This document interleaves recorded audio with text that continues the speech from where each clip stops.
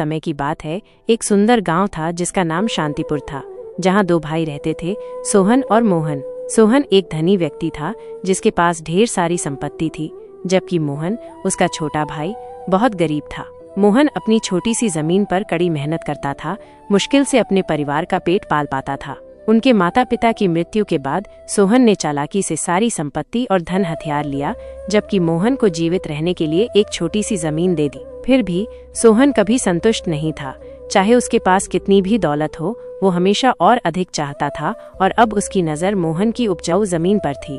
मोहन की जमीन बहुत उपजाऊ थी और कम मेहनत में अच्छी फसल उगाती थी। इसने मोहन को अपने बेटे अर्जुन को शहर में पढ़ाई कराने का अवसर दिया। सोहन, ये जानकर कि मोहन अपने बेटे की पढ़ाई के लिए संघर्ष कर रहा है, एक दिन उससे मिलने आया। सोहन: मोहन, कैसे हो भाई? सुना है तुम अर्जुन को शहर भेज रहे हो पढ़ाई के लिए। ऐसी छोटी सी जमीन पर तुम कैसे इसका खर्च उठा पाओगे? क्या तुम उसकी पढ़ाई के लिए ये जमीन बेच पाओगे? मोहन ने जवाब दिया, भाई आप सही कह रहे हैं, मैं जितना हो सके प्रबंध कर रहा हूँ, लेकिन अगर जरूरत पड़ी तो सरकारी कर्ज लूंगा ताकि अर्जुन को अच्छे से पढ़ाई करवा सकूं। मैं नहीं चाहता कि वो भी वही कठिनाइयां झेले जो मैंने झेली हैं। सोहन मुस्कुराते हुए बोला, फिक्र मत करो छोटे भाई, जब तक मैं हूँ तुम्हें किसी से उधार लेने की जरूरत नहीं पड़ेगी, मैं तुम्हारी मदद करूंगा। मोहन संकोच करते हुए बोला, लेकिन भाई, मैंने कभी तुमसे या किसी और से उधार नहीं लिया, अब कैसे? सोहन ने कहा, फिक्र मत करो, तुम मुझसे पैसे ले सकते हो, लेकिन इसके बदले तुम्हें अपनी जमीन को मेरे नाम मुर्तज करना होगा। मैं तुम्हें पैसे दे दूंगा और तुम जब चाहो तब चुका देना। मोहन ने मना कर दिया, मैं अपनी जमीन को मुर्तज नहीं कर सकता। ये वही चीज है जो मुझे अपने बेटे की पढ़ाई और अपने परिवार को पालने के लिए चाहिए। मुझे भरोसा है कि मैं संभाव इसे प्रबंधित कर लूंगा। सोहन गुस्से में आकर वहां से चला गया और सोचने लगा कि कैसे वो मोहन को धोखा देकर उसकी जमीन हासिल कर सके। कुछ दिन बाद सोहन ने एक नया तरीका अपनाया। एक दिन वह मोहन के पास फिर से आया।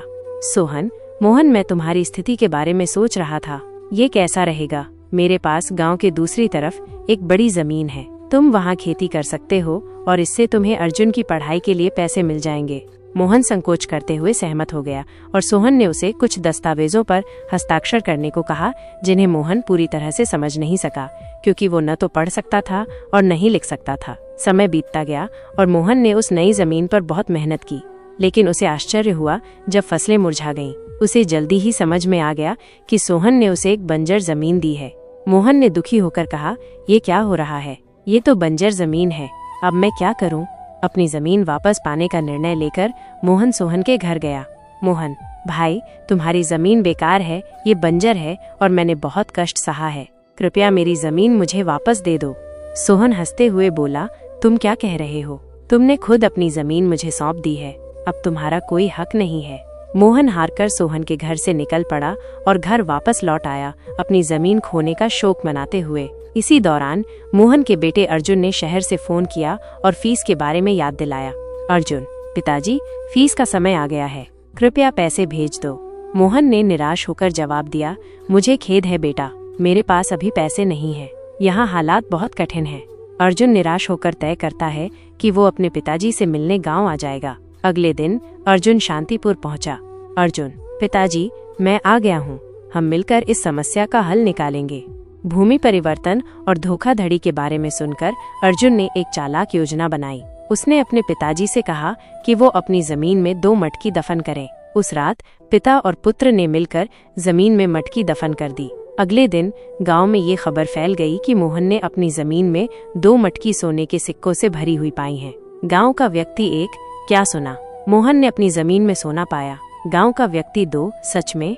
ये तो अविश्वसनीय है। सोहन ने ये बात सुनी और तुरंत मोहन के घर पहुंचा और जमीन वापस मांगी। सोहन: मोहन, तुम्हारे खेत में सोने के सिक्के मिल गए, मुझे मेरी जमीन वापस दो। लेकिन मोहन और अर्जुन के पास अब बढ़त थी। अर्जुन: जमीन अब हमारी है, अगर तुम्हें इसे वापस चाहिए तो तुम्हें 1 लाख रुपए देने होंगे। सोहन लालची और बेताब होकर बिना किसी हिचकिचाहट के शर्तों को मान गया। उसने पैसे दिए और कागजों पर हस्ताक्षर कर दिए। अगले दिन सोहन ने अपने कर्मचारी को मोहन की जमीन खोदने के लिए भेजा, ये उम्मीद करते हुए कि उसे और सोना मिलेगा, लेकिन उसे निराशा हुई क्योंकि कोई सोना नहीं मिला। उसकी सारी कोशिशें बेकार साबित हुईं। सोहन अब पूरी तरह से खाली हाथ था और उसे एहसास हुआ कि उसे धोखा दिया गया था। न केवल उसने अपना पैसा खो दिया, बल्कि उसकी प्रतिष्ठा भी खत्म हो गई थी। लालच और धोखाधड़ी कभी खुशी नहीं लाती। अंत में ईमानदारी और मेहनत हमेशा विजय होती है।